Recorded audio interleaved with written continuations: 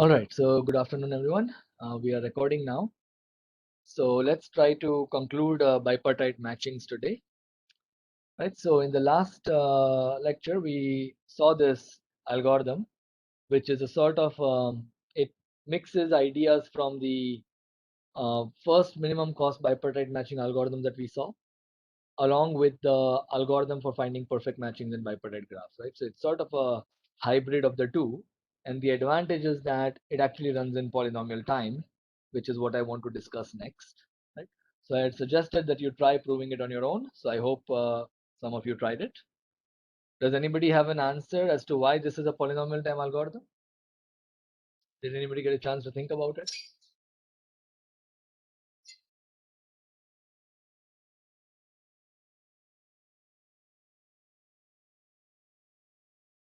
Okay, so let me ask you a question. If you look at this algorithm throughout, so there could be lots of iterations of this loop, right? We basically need to check that this loop runs polynomially many times, right? Because everything inside the loop, that is not that expensive anyways. Right? Okay, so during this loop, if you look at two subsequent iterations, can the cardinality of the matching go down? No, right? So the cardinality of the matching M either remains the same or it increases. Does everybody agree? Right? We have three outcomes. In one of them, the cardinality of M increases. In the other outcome, you find a deficient set, but the matching is still the same. And in the outcome B, where you basically don't do anything, the matching is still the same, but you grow the M alternating tree. So that's the first property. So properties.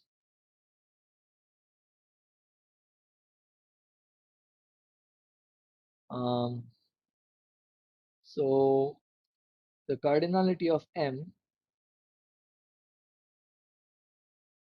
never decreases.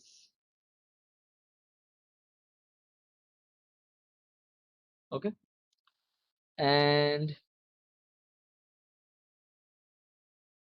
okay, so notice that in outcome A, the cardinality of M actually increases.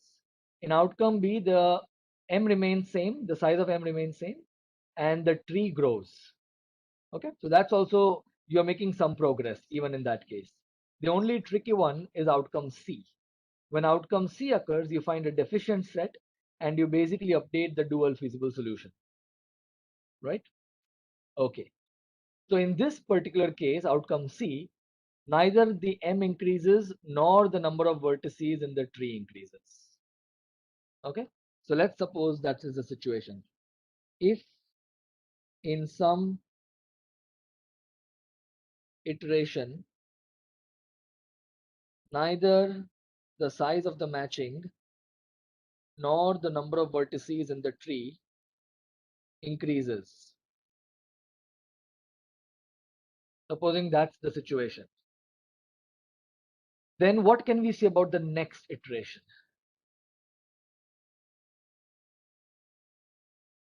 Either one of them has to increase, right? Because in the next iteration, basically you want to keep this situation, this drawing in mind, right? So this is outcome C. So this situation is only when you have outcome C. And in outcome C, you basically find a deficient set. And then you update the dual feasible solution. Now, remember that we discussed that at least one such edge will exist in the graph G that goes from the top left to the bottom right. At least one such edge will exist. So your beta will be well defined because you are looking at the slack of all these edges, and that will be your beta. And when you update the dual feasible solution, these edges, at least all the edges which have slack equal to beta going from top left to bottom right, they will all become tight. So now these edges will appear in your graph H, right? And remember, the only edges which can disappear from the graph H are the ones going from bottom left to top right. But they are not in the tree, right? So the tree edges are still there. All the tree edges are still there. Plus you have added at least one of these red colored edges, right? So you look at the other end of that edge and that vertex is either an exposed vertex or it is a covered vertex by the matching, right? If it is an exposed vertex, then you will find an augmenting path and your matching will increase in the next iteration. If it is a covered vertex, it is already matched, then you will basically increase the size of the tree in the next step, right? So for sure, one of these two things must happen in the next iteration. Right? So if in any iteration neither of these increases, then at least one of either the matching size or the number of vertices in the tree increases on the next iteration.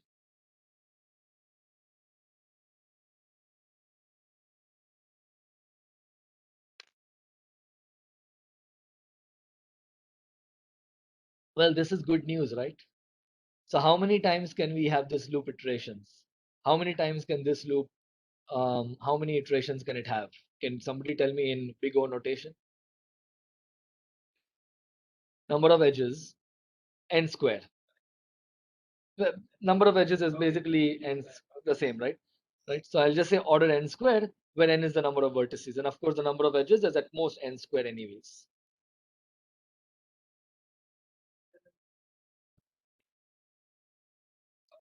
Right, right. So we need to think about the subroutine. How expensive is that? But we have already looked at that. That is also that is from the bipartite matching algorithm, right? Bipartite perfect matching algorithm. So that we know is already order n square. Actually, the subroutine itself, if you think about the subroutine itself, it's just constant time. Let me just see. Let's go back to the subroutine. Yeah, so what does the subroutine do? Let's just think about it, right? So you have a tight graph, you have a matching, and you have a tree, right? So you look at the black vertices of the tree and look at all their neighbors. Right. Okay. So you're looking at all the neighbors, and if a neighbor is exposed, then then you get an augmenting path, right? Otherwise, you will add it to the size of the tree, right? So at most, you are looking at all the edges going from the black vertices of the tree to the outside. Okay, fair enough. So that could also be order n square. Yeah. So I guess in the end, we get an order n to the power 4 algorithm. That's it. I was hoping that that was not very expensive, but yeah, unless you have bounded degree or something, you won't get constant time. Anyways, all right. So the point I want to make is I'll just state it as a proposition.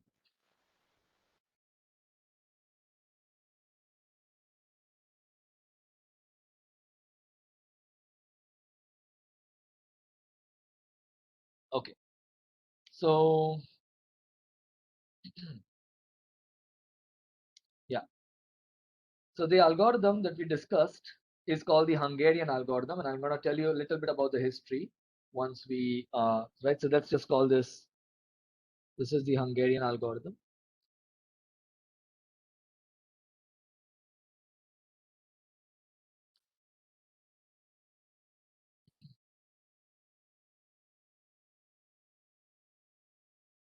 It terminates in order n square loop iterations. Thus, it is an order n to the power 4 algorithm, where n is the number of vertices of the graph. Okay, and essentially we just proved this because we proved that these two properties hold. Right. Okay. All right, so we have an algorithm that doesn't depend on the costs of the edges at all, right? So we don't really care so much about the previous one. The previous one was conceptually simpler, but this one is polytime, so it's better. All right, any questions or concerns regarding anything we've discussed so far with regards to bipartite matchings? Did I start recording? I did. Okay, good. Thanks. I keep forgetting. All right.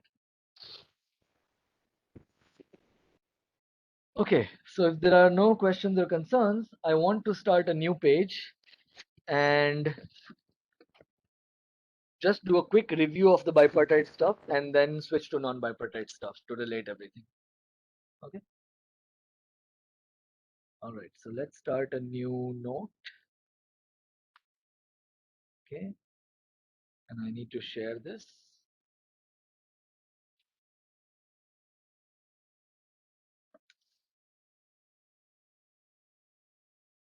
All right. Yeah. Okay, so let's do a quick sort of summary of the bipartite stuff.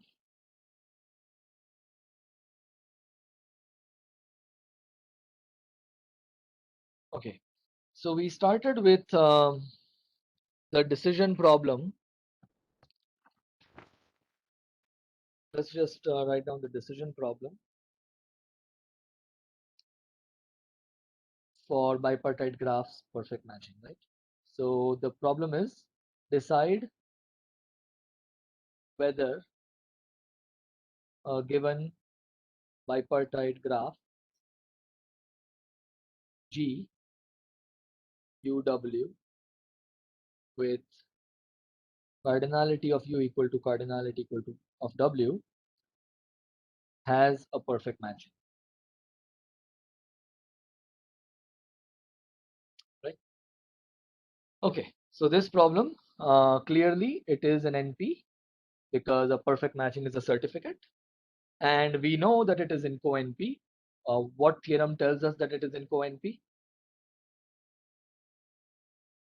How do you convince someone that a bipartite graph doesn't have a perfect matching?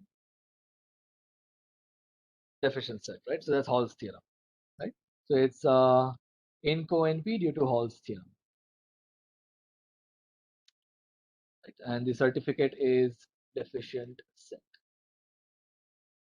And we also saw a polynomial time algorithm for the same.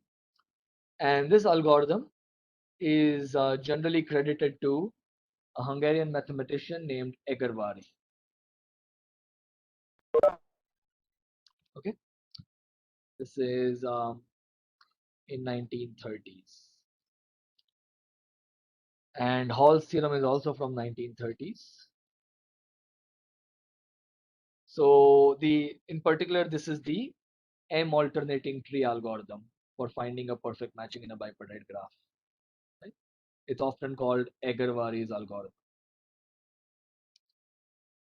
And we also discussed the min cost version of this problem, right? So we have I will just state it as an algorithmic problem.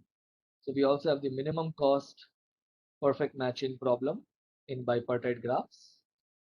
So basically you want to find a perfect matching of minimum cost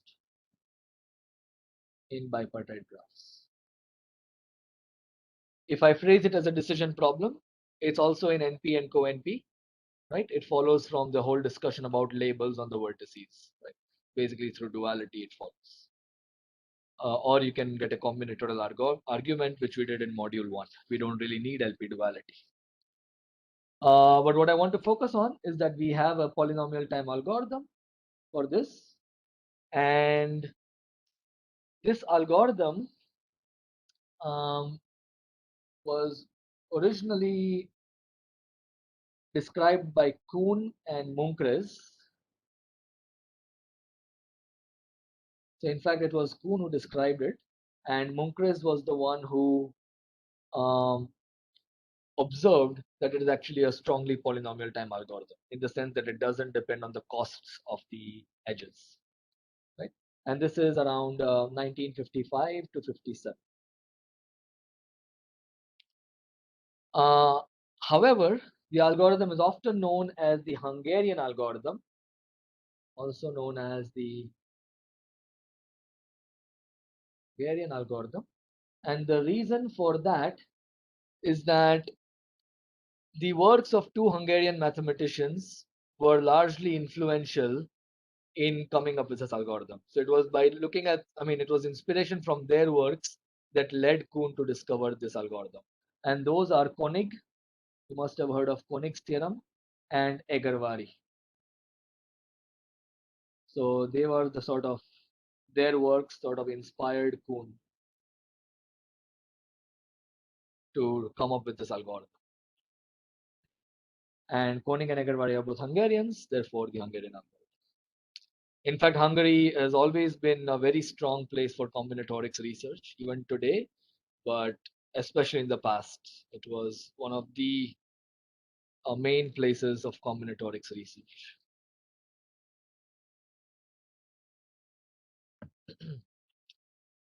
Okay. Interesting point that I learned recently, and it's related to the article I shared on WhatsApp earlier today. So, the article I shared is by Kuhn. So basically, the article explains how all of these things were sort of known to Jacobi in 1890. Um, known to Jacobi in 1890 in a paper that was published in Latin. So it was inaccessible to many others, also because we didn't have the internet. Um, right? So apparently Jacobi had come upon almost the same kind of or similar kind of ideas. I haven't read Jacobi's paper, of course, it's in Latin. But yeah, I shared the article by Kuhn, which gives a nice history. I myself haven't read it completely so far, but it's worth taking a look if you're interested in the history of combinatorial optimization. Okay, good. So that's all I want to say about the history at this point in time. And I want to switch to discussing the non-bipartite case. Are there any questions or concerns at this point?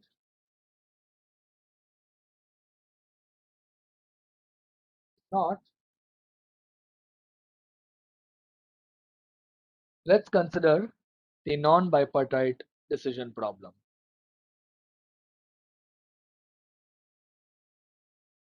Decide whether a graph G, which may not be bipartite, has a perfect matching. Okay. So clearly, once again, the problem is in NP because you just show a perfect matching, and that is your certificate. So the big questions that remain are: is the problem in co-NP, right? And is the problem polynomial time solved? Of course, the answers to both of these are yes, as you probably expect, because we are going to see algorithms for these things, right?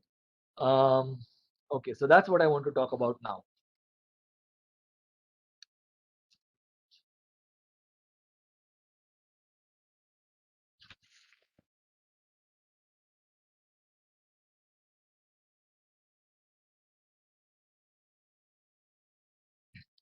Okay, so let's see. Do I want to continue on this page or move to a new page? Let's just continue here for some time. Okay. So I want to tell you about the co-NP characterization of graphs that have a perfect matching. Um, so in other words, if the graph doesn't have a perfect matching, then I want to give you a succinct certificate. So we want to show that there exists a certificate. Right now, today, I just want to discuss what that certificate is. And we will be looking at an algorithm which will basically prove the corresponding theorem. Okay, so let's start with Hall's theorem. Okay, and we will generalize that to all graphs. We will see how it can be generalized. Not the proof, but just the statement. So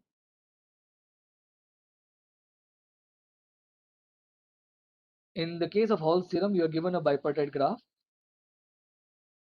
with cardinality of u equal to cardinality of w. Otherwise, it doesn't have a perfect match. So I might as well assume that.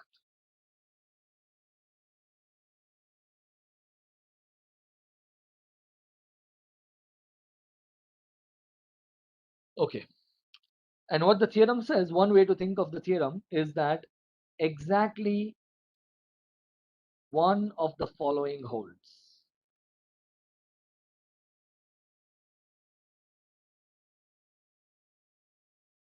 Either G has a perfect matching,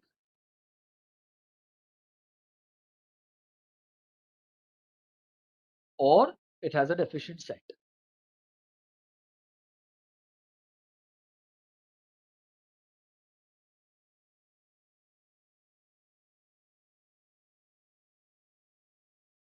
Right? In other words, it has a perfect matching if and only if it does not have a deficient set. Okay. So let's make a drawing of this. Let us make the drawing of a deficient set. Okay. So let's say this is my deficient set. Actually, let me switch it. Let's say this thing on the bottom is my deficient set S. So the neighborhood is smaller than S. So let me make it like this. And now let's draw the rest of the graph. So we will be left with something like some number of vertices here. And because the number of vertices are equal, I will have 4 vertices on the bottom right in this particular drawing. And where do the edges go? The edges, there could be edges like this. There could be edges like this. And there could be edges like this from the top left to the bottom right. Right? But there won't be any edges from the bottom left to the top right as per the drawing I have made. And this here, so this is my U and the top part is my W. Right? And so this set here is U minus S and this is W minus the neighborhood of S.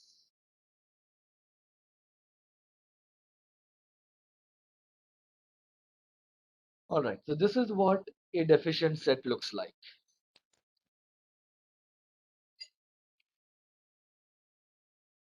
So why doesn't the graph have a perfect matching? Can someone walk us through the argument? Because I want to look at it from a different point of view later. So why does this graph not have a perfect matching?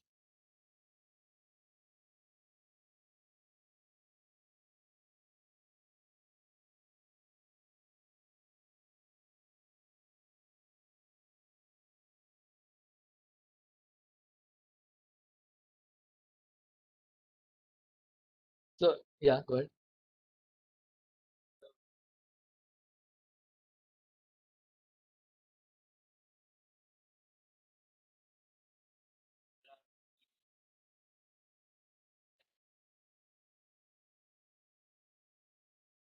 Exactly.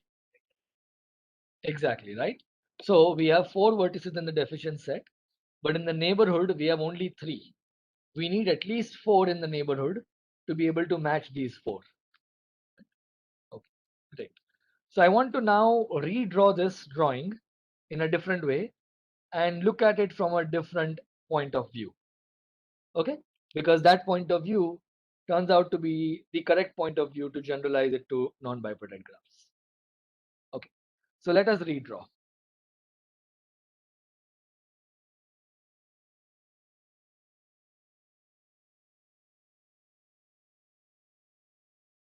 Okay, so let's see.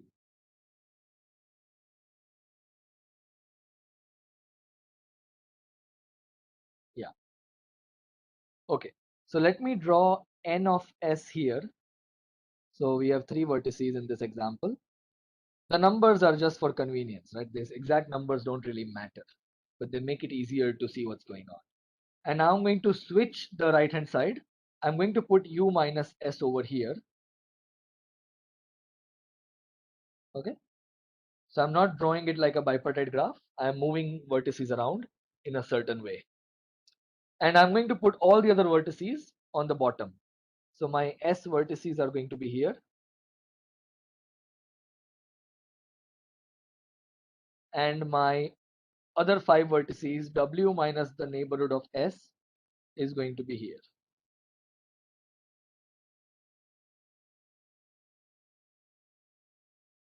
Okay, let us try to see what all the edges are.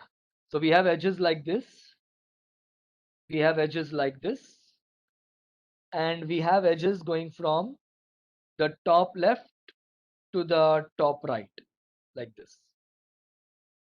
Okay, I have destroyed the nice bipartite visualization, but it's still the same graph, right? I've just moved the vertices around. Okay, everybody happy? Are there any questions or concerns? Okay, observe that this set here is a stable set. Okay, there are no edges going between, there are no edges joining two vertices in S or two vertices in W minus NS, right? And there is also no edge joining a vertex in S to a vertex in W minus NS, because those edges were prohibited in our previous drawing. Okay. Now I want you all to think of this as the set T. Okay, so we have a graph G and we have a set T of vertices, and when I delete the vertices in T, in this case I have 7 vertices, I am left with 9 isolated vertices, if you count the number of vertices I've drawn here. Okay, you can also think of why the graph doesn't have a perfect matching from this point of view, because those 9 vertices, they must match into the above 7 vertices, but there is only 7 of them, so they cannot. Okay, all right, so stay with me. Okay, so I have got a set of vertices T. When I delete this set of vertices, which happens to be 7 in this case, I get 9 isolated vertices, which means singleton components, right? Each component is just one vertex, and each of them wants to match into T, but they are 9 and T is 7, right? That's a problem. Okay, cool. So this is another way to think of why this graph doesn't have a perfect matching.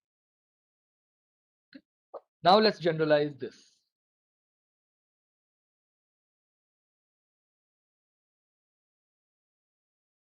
The fact that these are just singleton vertices, so basically I'll just write it down. So in this case, G minus T has 9 components, and each of these is isomorphic to K1. It's a single vertex, right? That's the complete graph on one vertex. All right. And the cardinality of T is 7. And that is a problem because 9 is greater than 7. All right. Does it really matter that these components are isomorphic to K1?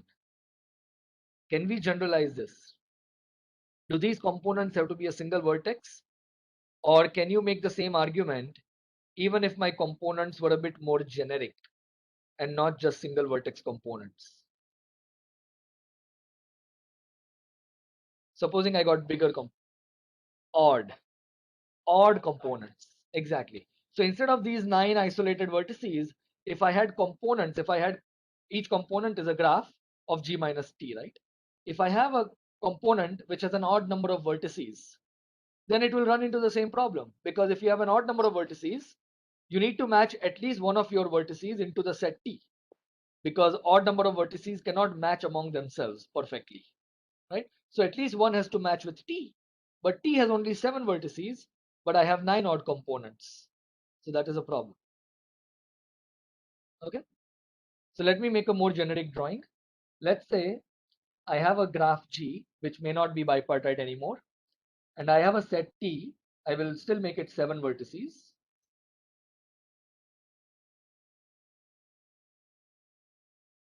After deleting the vertices in T, my graph may break into a bunch of components.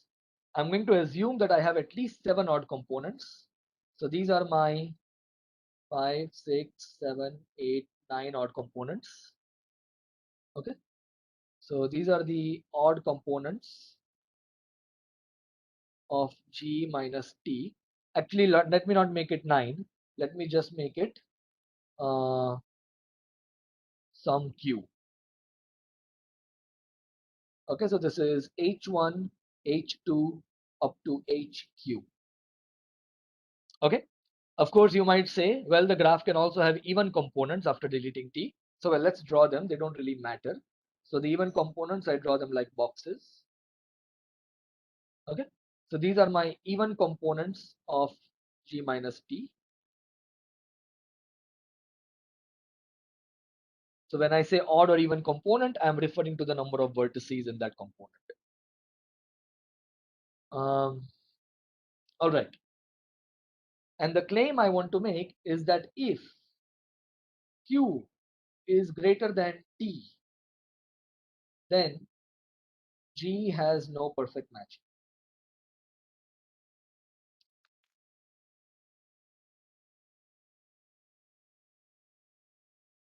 So they are components of the graph after deleting T, right? So when I delete the vertices in T, my graph will break into a bunch of components, right? It might, if it doesn't, then still the observation applies because Q is just 1 then, or 0, because the component might be odd or even, right? So the observation is that if the number of components Q, the number of odd components Q, is greater than the number of vertices I deleted, which is the set T, then my graph cannot have a perfect match, right? I can have as many even components, they don't matter.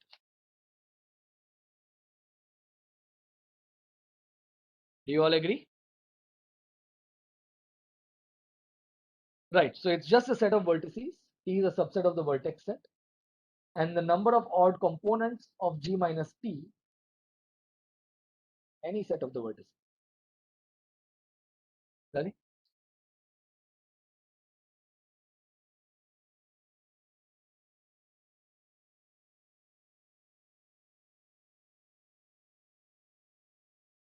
No, but they are components. So the only edges from any component that go outside, they have to go into T, right? Because if an edge goes like this, then they would not be two different components, right? So all the edges from a component have to go into the set T. Make sense? Right? Okay. Sorry. Yes. Right. So yeah. So Madhav's point is, what if there is an edge between two of the components, right? And what I'm saying is that that's not possible because otherwise they would not be components. So if there was an edge between two components, that would just be one component after deleting the set T of vertices, right? So yeah, thanks. All right. So all the edges from these components have to go into the set T, right? No, set T is just some set of vertices, right? T is any subset of the vertex set. It doesn't have to be a stable set or anything. They can be connected. That doesn't matter. The only thing that matters is that the odd components, each of them has to match at least one vertex into the set T, right? But then you need at least as many vertices in T as the number of odd components, right? Right? So that is the main observation.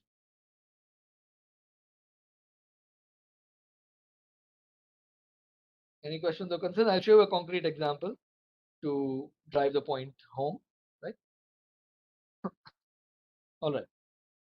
So that is basically, this kind of a set is an obstruction to having a perfect matching. And hopefully the way we did it, you can see that it is also a generalization of a deficient set. Rather than looking at S, we are looking at something else in the bipartite graph, which is also telling us that the bipartite graph doesn't have a perfect matching, right? So rather than looking at a deficient set, I am looking at this set T. Okay. So whenever I have a set T like this, I know that my graph doesn't have a perfect matching, irrespective of whether the graph is bipartite or not. Turns out, this is it. Whenever a graph doesn't have a perfect matching, you will have a set of vertices like this. And that is the very famous Tuts theorem. Okay. So let's move to the next page and write the theorem down. All right. So Tuts theorem.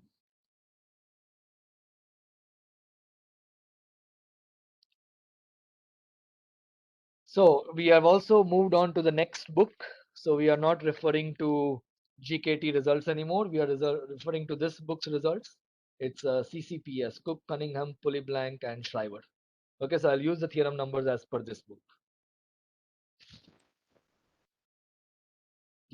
This part is not in the GKT book, which is why we need two books for the course. All right, so this is theorem 5.3 in CCPS. Okay, and it says the following. Let G be any graph. Exactly one of the following holds.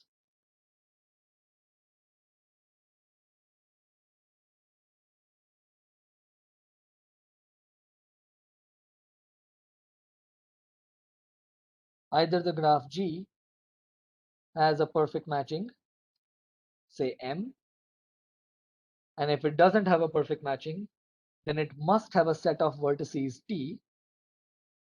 G has a set T of the vertex set such that the number of odd components, I'm going to use this notation and I will define the notation in a bit formally.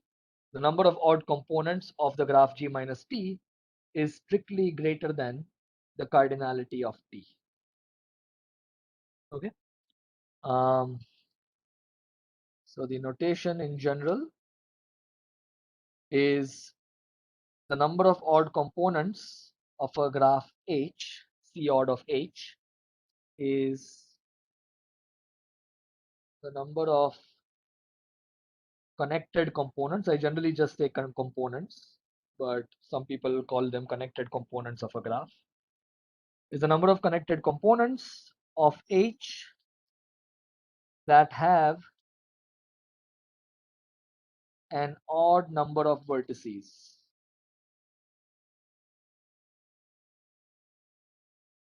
Okay, so for example, if I give you this graph,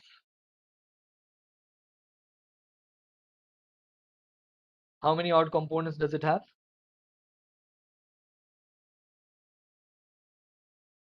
2, right? I've drawn it in a strange way, but the number of odd components is exactly 2. Maybe I'll make it more complicated. Let me put one more. Okay, so now you have 1 even component and 2 odd components. Fine, but we don't care about the even components. All right, exactly. T is your certificate, and such a set, we are going to call it a touch set.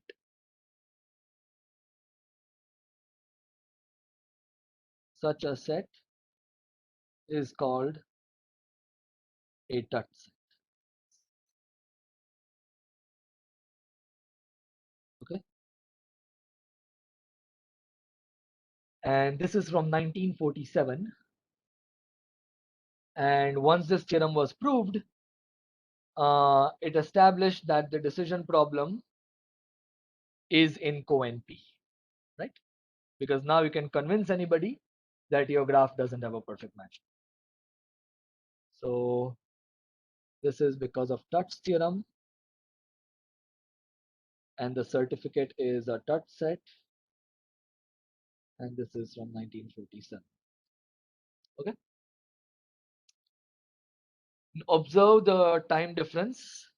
The bipartite stuff was already all known by 1930s.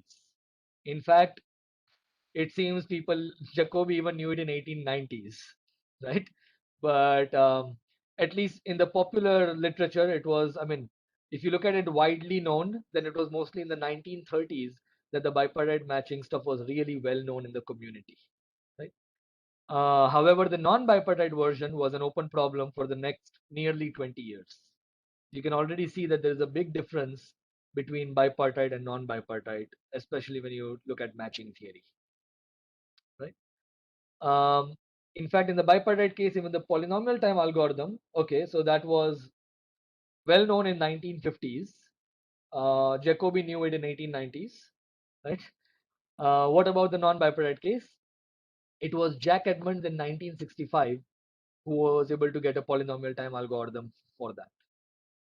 So even that took another roughly 20 years from Tutt's theorem. So this is due to Edmonds. We will talk about that in the next 1 or 2 lectures. And this is from 1965. Okay. All right, but let's go back to our co-NP discussion. All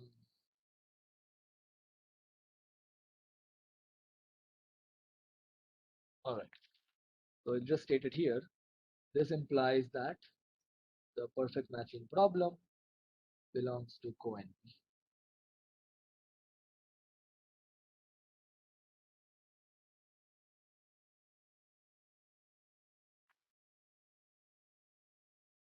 Are there any questions or concerns at this point? All good? All right. So I just want to conclude today's lecture with one example, which is a bit non-trivial so that we all know exactly what we are talking about. Okay, so this example is from Bondi Murthy, which is one of the reference books. So here is the graph. It's got 18 vertices.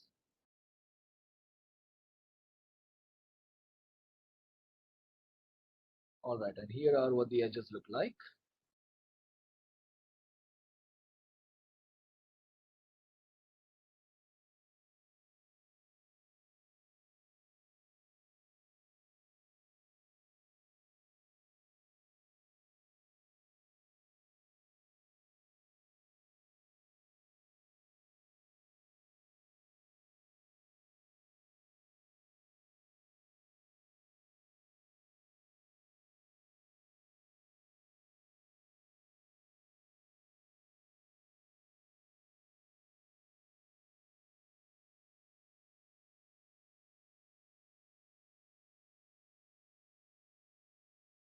Okay.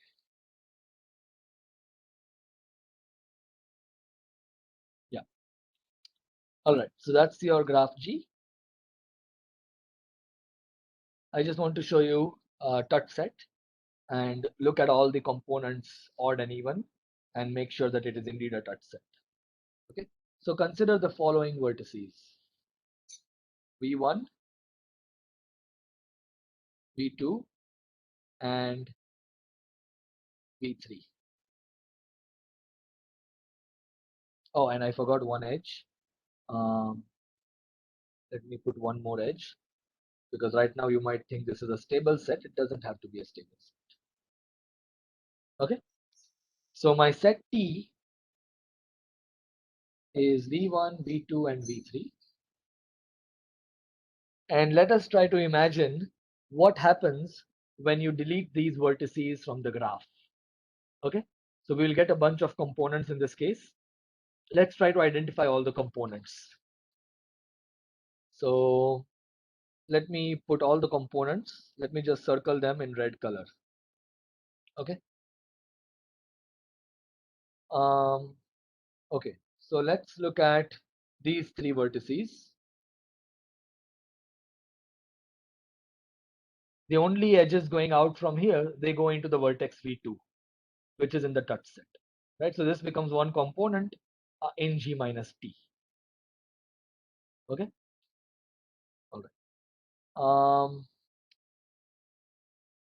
The triangle on the left, top left part, yeah, this here. The only edges going out from here, one is going to V1 and one is going to V3. So that's a component. Okay, any others?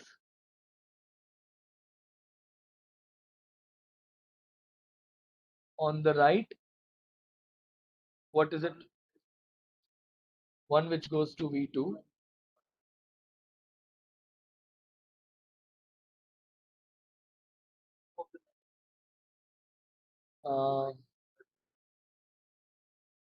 Okay, you mean like this one?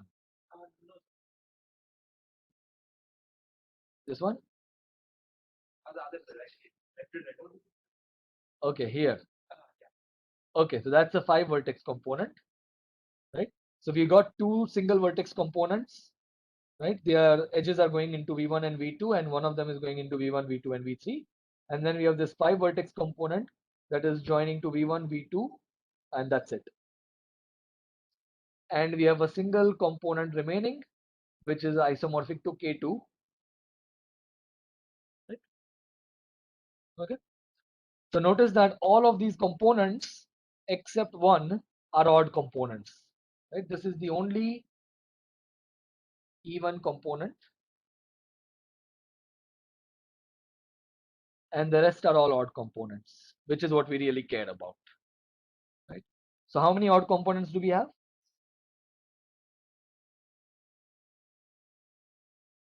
5. Right?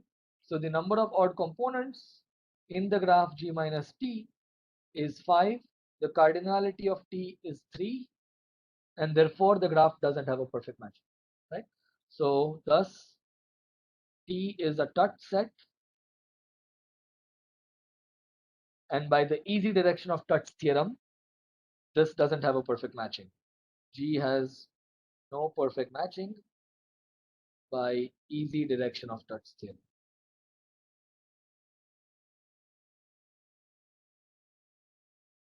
Right? So the difficult direction is to show that if the graph does not have a perfect matching, then there must be a touch set. Right? If there is a touch set, clearly the graph has no perfect matching. That is a simple counting argument.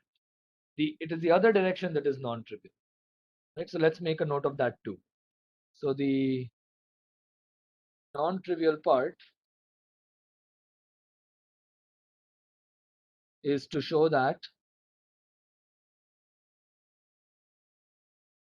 if G does not have a perfect matching, then there exists a touch set.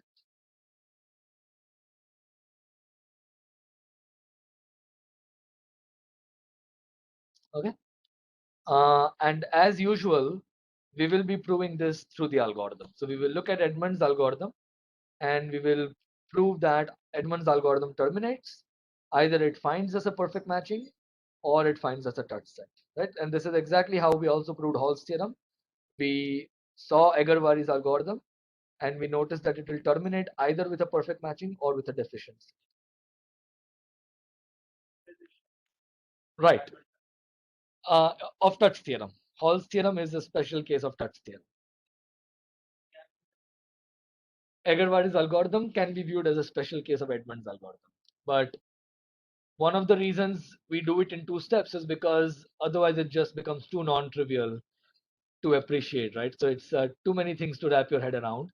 So generally in most of these courses, we tend to do the bipartite case because it still shows you all of the important ideas, and it also shows you that there is something really non-trivial about non-bipartite graphs. You need some new ideas. But at the same time, the things from bipartite stuff, they are not to be thrown away. The ideas are built on top of them. So in fact, the Edmonds algorithm we'll be seeing is, you can see it as basically the M alternating tree algorithm with some additional sort of nuts and bolts to make it work for the non-bipartite case. Okay.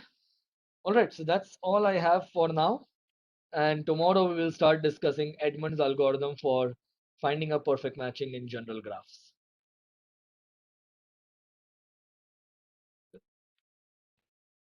Are there any questions or concerns?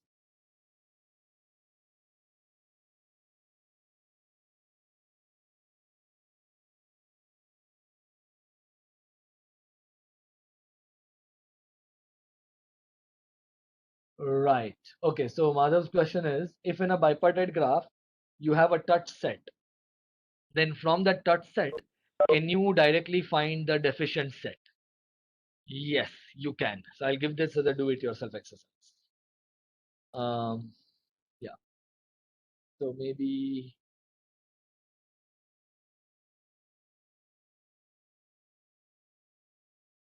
so let T be a touch set in a bipartite graph GUW with cardinality of U equal to cardinality of W. Right. Then use T to find or construct a deficient set S. Okay, you basically want to reverse what we just did. Right? We went from a deficient set to a touch set. So see how you can go in the other direction. Shouldn't be too difficult. Okay. Any other questions or concerns?